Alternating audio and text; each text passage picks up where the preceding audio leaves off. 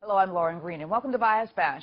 Last night, the third and final presidential debate took place in Las Vegas, where Democratic presidential nominee Hillary Clinton and Republican presidential nominee Donald Trump had their last chance to show America why they should be in the White House. The nominees took verbal jabs at each other, but the media is now taking hits at Trump after he directly targeted them. Let's listen. First of all, the media is so dishonest and so corrupt, and the pile-on is so amazing. The New York Times actually wrote an article about it that they don't even care. It's so dishonest, and they poison the minds of the voters. But unfortunately for them, I think the voters are through it. She should not be allowed to run. And just in that respect, I say it's rigged.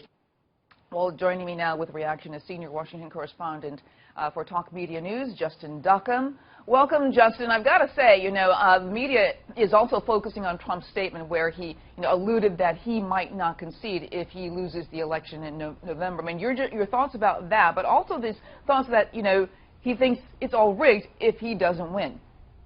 Well, as a member of the dishonest media, I'm very happy to be rigging my first election. This is really a great joy for me.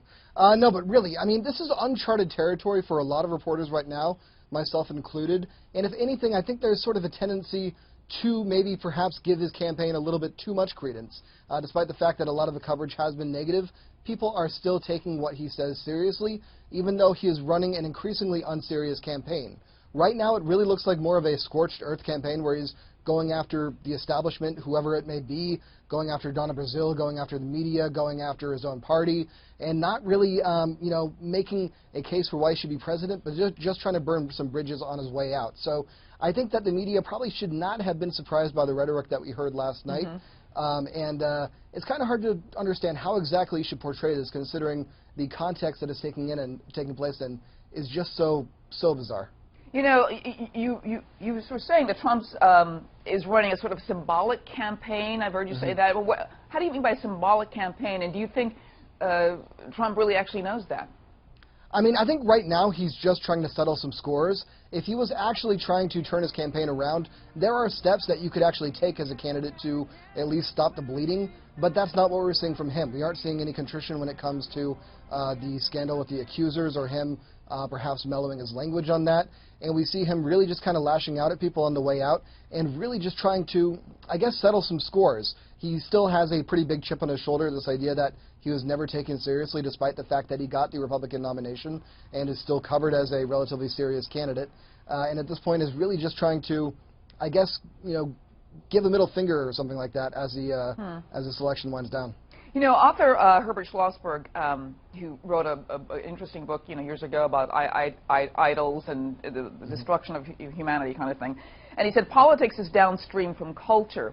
And so the idea is that if you don't like our politicians that we put in power, it's more a reflection on the culture, the society that put them in office. I mean, has the media contributed to the rise of Donald Trump?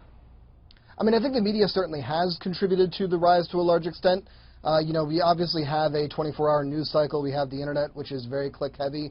And as a result, Donald Trump was just kind of catnip for what we were, looking for and what was going to have to be covered. So I think, for the amount of attention that he received, there's probably no real way to avoid that.